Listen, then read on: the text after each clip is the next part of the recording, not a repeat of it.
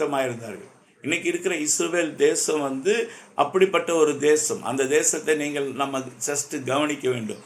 அங்கு எல்லா மனிதர்களுக்குமே அவங்க என்ன செய்கிறாங்கன்னா யுத்த பயிற்சி கொடுக்குறாங்க. அவங்க கம்பல்சரியாக இராணுவத்தில் ஒரு குறைந்தது ஒரு 4 ஆண்டுகளாவது அவங்க வேலை செய்திருக்கணும். அதுக்கு பிறகு தான் அவங்க செக்குலர் ஜாபில் இருக்க முடியும். அங்கே இருக்கிற எல்லா மக்களும் துப்பாக்கியை ஏந்துவதற்கும் அவர்கள் யுத்தம் பண்ணுவதற்கும் பயிற்சி பெற்றவர்கள். ஆண்கள் என்று மட்டுமல்ல, பெண்கள், ஆண்கள் பெண்கள் எல்லாருமே என்ன செய்வாங்கன்னா யுத்தத்துக்கு அவர்கள் பயிற்சி பெற்றவர்கள். அவங்க இருக்கிறது சுற்றிலும் ஒரு பயங்கரமான வாதிகள் மத்தியிலையும் தீவிரவாதிகள் மத்தியிலையும் அவர்களை அழித்து துடைத்து அந்த தேசத்தை இல்லாமாக்கி போட வேண்டும் என்று சொல்கிற மக்கள் மத்தியில் வாழ்ந்து கொண்டிருக்கிறார்கள். But they are highly fruitful. இன்னைக்கு பாருங்கள், அவங்களுக்கு இருக்கிற இடம் ரொம்ப கொஞ்சம் மக்கள் தொகை. ஆனால் அவங்க வல்லரசு நாடுகளில் ஒன்றான ஒரு நாடாக அது கருதப்படுகிறது. அது மட்டுமல்ல, இஸ்ரவேலை போல மூர்க்கமாக ட்ரெயின்டு ஆர்மி இருக்கிறது வேறு எந்த கண்ட்ரியிலும் கிடையாது. இன்றைக்கி இருக்கிற அதர் யூரோப்பியன் டெவலப்ட் கண்ட்ரிஸ் கூட அவங்க ஏன் இஸ்ரேலை சார்ந்து இருக்கிறாங்கன்னா, இஸ்ரேலுடைய டெக்னாலஜி, இஸ்ரேலுடைய போர் பயிற்சி, இஸ்ரேலுடைய மெத்தட்ஸ் அவங்களுக்கு ஒரு யுத்தம் வருமாறுதால் தேவைப்படுகிறது. They wants the friendship with Israel. அதனால தான் இஸ்ரேலுக்கு ஒரு சின்ன பிரச்சனைன்னா அவங்க எல்லாருமே உடனே அவங்களுக்கு சப்போர்ட் பண்ணுறாங்க. காரணம் என்னவென்று சொன்னால், அந்த ஜனம் கடவுளுடைய சித்தத்திலே அவர்கள் அப்படி பயிற்றுவிக்கப்பட்டு அப்படி வந்திருக்கிறார்கள். இன்றைக்கி நம்ம தான் ஸ்பிரிச்சுவல் இஸ்ரவேல்ஸ். நம்ம வேதத்தை படிக்காதபடிக்கு, வேதத்தை தியானிக்காதபடிக்கு இன்றைக்கி அநேக போலி ஊழியர்களால் நம்ம வஞ்சிக்கப்பட்டு தவறான உபதேசங்களுக்குள்ளாக போய் நம்முடைய வாழ்க்கையானது இன்றைக்கி சீரழிந்து சின்ன பின்னமாக இந்த தேசத்தில் நம்ம சிறுமைப்பட்டவர்களாக நம்ம காணப்படுகிறோம். ஒவ்வொரு இடத்துலையும் அப்படி.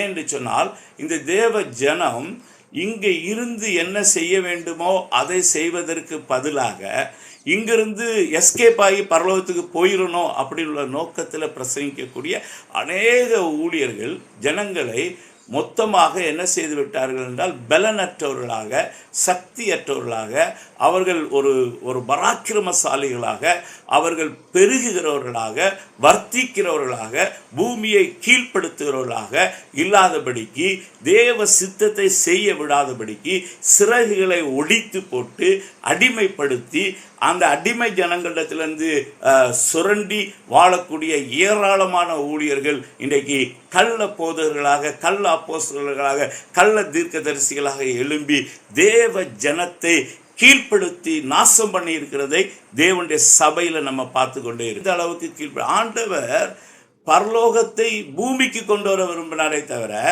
நம்மை பரலோகத்துக்கு அங்கே ஏற்றுமதி பண்ணுறதுக்கு அவர் விரும்பலை. வேதம் கடைசியாக வெளிப்படுத்தல் என்ன சொல்லுகிறது என்றால், இதோ மனுஷரின் மத்தியில் தேவன் வாசம் பண்ணுகிறார் என்று சொல்லி அங்கே முடிக்குது.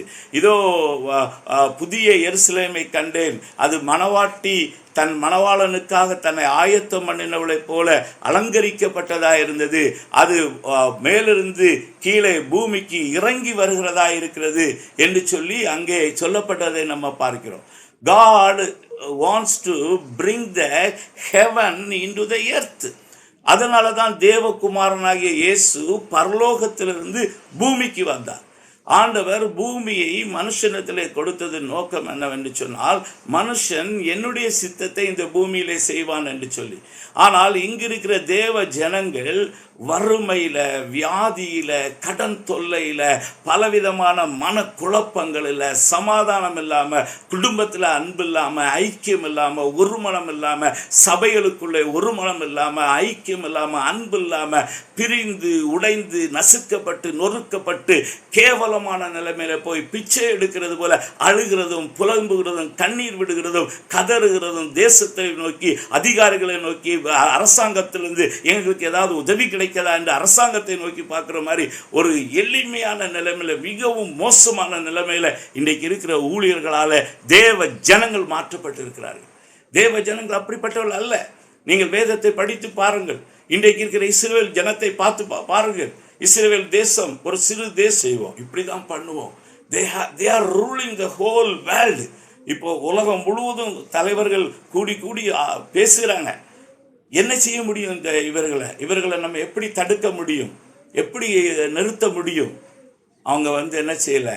அவங்க குறித்து ஆண்டவர் என்னாகும் 23 அதிகாரத்தில் சொல்லிட்டார். அவன் இஸ்ரவேல் ஒரு பால சிங்கத்துக்கு ஒப்பமாக சொல்லுங்க முடிய போகுது பாருங்க. இப்படிப்பட்ட ஜனம்தான் தேவஜனம். தேவஜனம் என்று சொல்லுகிறது. இப்போ ஆண்டவர் சொல்லுகிறார், அவங்க மாம்சத்தின்படி ஆபிரகாமுடைய சந்ததி, அவங்க மாம்சத்தின்படி என்னுடைய பிள்ளைகள், ஆனால் நீங்களோ ஆவிக்குரிய யூதர்கள் என்று சொல்லுகிறார். நீங்கள் ரோமர் 2ஆம் அதிகாரத்தில் நாம் தான் உண்மையான யூதர்கள் என்று வேதம் சொல்லுகிறது. நாம் தான் உண்மையான இஸ்ரவேலர்கள் என்று வேதம் சொல்லுகிறது. we must be more powerful. அதில் கொஞ்சத்துக்கு கொஞ்சம் நம்ம எடுத்துக்கிட்டோம்னா அந்த இயேசு கிறிஸ்துவை ஏற்றுக்கொண்ட அமெரிக்க தேசம் கொண்டு இருக்கு. பட் எந்த ஒரு மனுஷன் கர்த்தரை நம்புகிறானோ அந்த மனிதன் செழிப்பான், அவன் சுகமாயிருப்பான், அவன் பலமாயிருப்பான். அவனுக்கு காண்டாமிருகத்துக்கு ஒத்த பலன் அவனுக்கு இருக்கும். அவன் எல்லாவற்றையும் செய்து முடிக்க திராணி உள்ளவனாக இருப்பான். That is what God. கடவுள் அப்படித்தான் தன் ஜனத்தின் மூலமாக அவர் மகிமைப்பட விரும்புகிறார். அப்போ ஆண்டவர் வரட்டும், ஆண்டவர் எந்த நிமிஷமும் வருவார். அது நமக்கு ஆண்டவர் ஒரு நேரத்தை சொல்லி போகலை. ஆனால் what we have to do, நம்ம என்ன செய்யணும்? நம்ம இருக்கிற இந்த உலகத்தில் என்ன பண்ணணும்? நம்ம இருக்கிற இந்த தெருவில் என்ன பண்ணணும்? நம்ம இருக்கிற இந்த கிராமத்தில் என்ன பண்ணணும்? நம்ம இருக்கிற இந்த டிஸ்ட்ரிக்டில் என்ன பண்ணணும்? இந்த மாநிலத்தில் என்ன பண்ணணும்? இந்த தேசத்தில் நம்ம என்ன பண்ணணும்? இந்த உலகத்துக்கு நம்ம என்ன பண்ணணும்? இதுக்கான ரெஸ்பான்சிபிலிட்டியை கொடுத்து நம்மளை இந்த உலகத்தில் வச்சிருக்கிறார். அதற்காக தான் நம்மை அவர் பலுக சொல்லுகிறார், பெருக சொல்லுகிறார், நம்மை கீழ்ப்படுத்த சொல்லுகிறார், நம்மை ஆண்டு கொள்ளும்படி சொல்லுகிறார்.